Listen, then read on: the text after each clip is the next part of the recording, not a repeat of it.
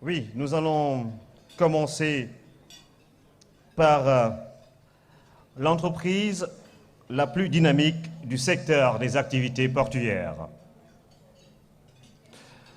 La palme de l'entreprise la plus dynamique du secteur des activités portuaires, la lauréate, de par sa démarche qualité, à travers la gestion rigoureuse du temps d'attente, le relèvement de son plateau infrastructurel et l'optimisation des schémas d'exploitation, atteint au niveau de performance lui permettant de se hisser au rang de port de classe mondiale.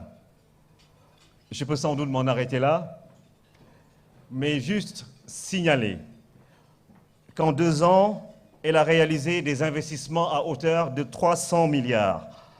Sa vision stratégique basée sur l'efficience fait d'elle la première société africaine à mettre en place un département gestion du capital humain et de l'organisation. Et le capital humain, tout le monde le sait, c'est ça qui fait le capital. Et l'entreprise qui a tôt fait d'accepter d'être soumis à un audit suivant les dispositions du marché financier de la BRVM.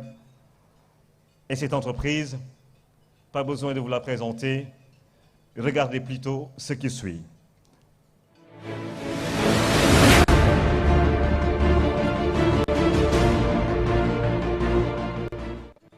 Le port autonome de Dakar, entreprise la plus dynamique du secteur des activités portuaires.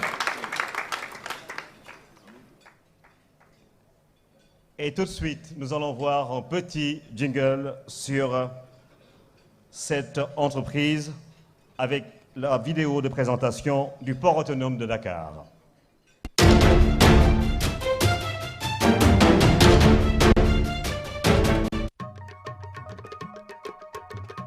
Cap vers l'excellence. Le temps et l'espace sont les 2 facteurs qui font vivre et prospérer un port.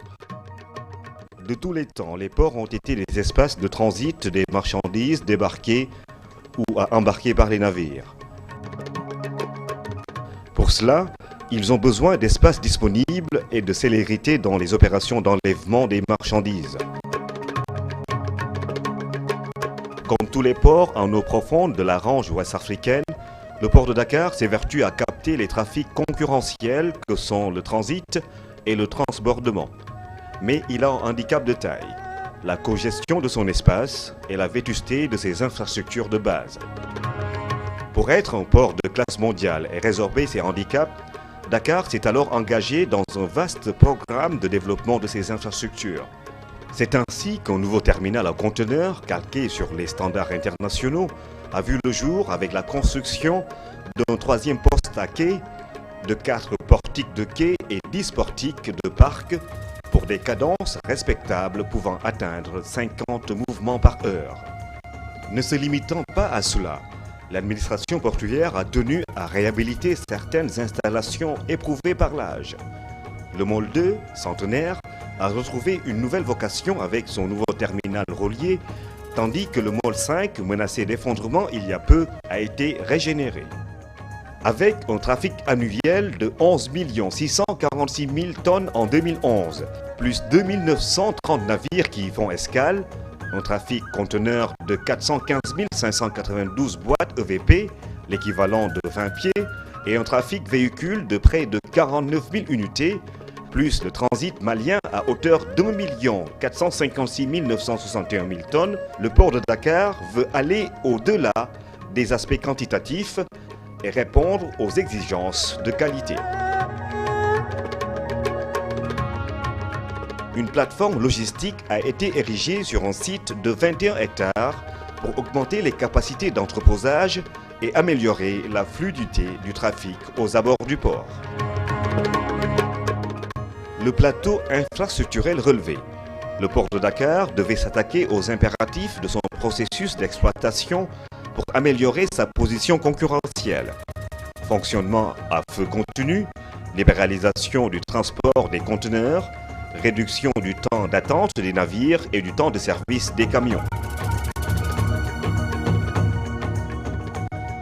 La mise en place d'un système d'information communautaire, l'assainissement des professions portuaires, l'audit du domaine portuaire, l'optimisation des schémas d'exploitation des nouvelles infrastructures sont autant de chantiers qui seront mis en œuvre dans le cadre de la nouvelle vision stratégique impulsée par l'actuel directeur général, Dr Cheikh Kanté. Basée sur le triptyque performance, efficience et sécurité, elle fera de Dakar le port de l'excellence en Afrique de l'Ouest à l'horizon 2023.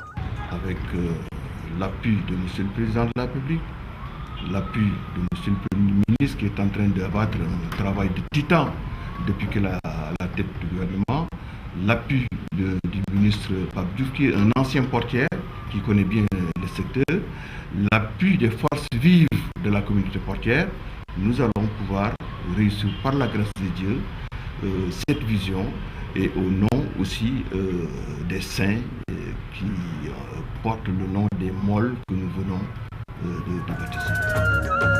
Le port de Dakar s'est résolument inscrit dans une démarche de qualité et met le cap vers l'excellence.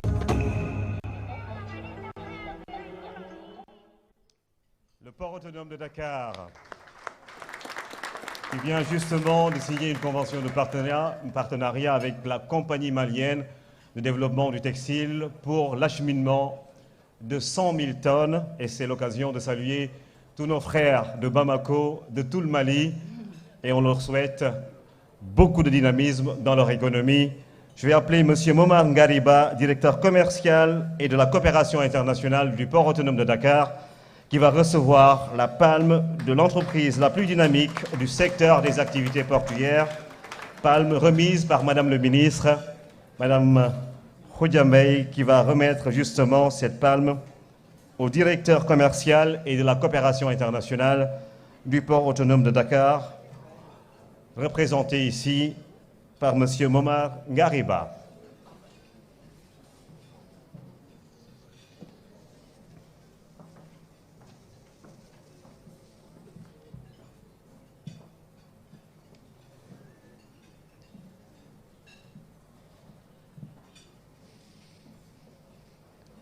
Madame la ministre,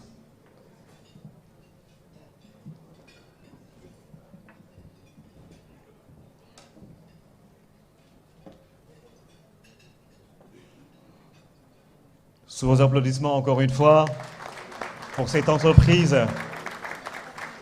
qui fait également de l'émergence son credo. Momar, si tu veux dire quelques mots. Merci beaucoup Ibrahima. Je pense que vous avez déjà tout dit, mais on m'a chargé d'une mission, le docteur Kanté. Je vais vous délivrer son message. Madame le ministre, Mesdames et Messieurs, chers invités, donc le docteur Cheikh Kanté, qui n'a pas pu être parmi nous ce soir, m'a chargé de vous dire qu'il reçoit cette prestigieuse distinction avec humilité et fierté. Cela est d'autant plus grand qu'il le reçoit au moment où le port vient de franchir le cap de 12 millions de tonnes en 2013 et nous comptons aller de l'avant en 2014. Tout ceci est basé sur une vision stratégique claire, basée sur un triptyque performance, efficience et sécurité. Le spot en a parlé, Ibrahim est revenu là-dessus, mais ce sont des gages de compétitivité sur lesquels le port travaille jour et nuit. Je citerai essentiellement la spécialisation de nos terminaux qui repose sur une tendance mondiale dans laquelle s'inscrit le port autonome de Dakar pour jouer le rôle qui doit être le sien dans le Sénégal émergent. Il faut savoir que 90% du commerce extérieur du Sénégal transite par l'installation portuaire, donc son impact sur l'économie n'est plus à démontrer. Je vous remercie, mesdames et messieurs.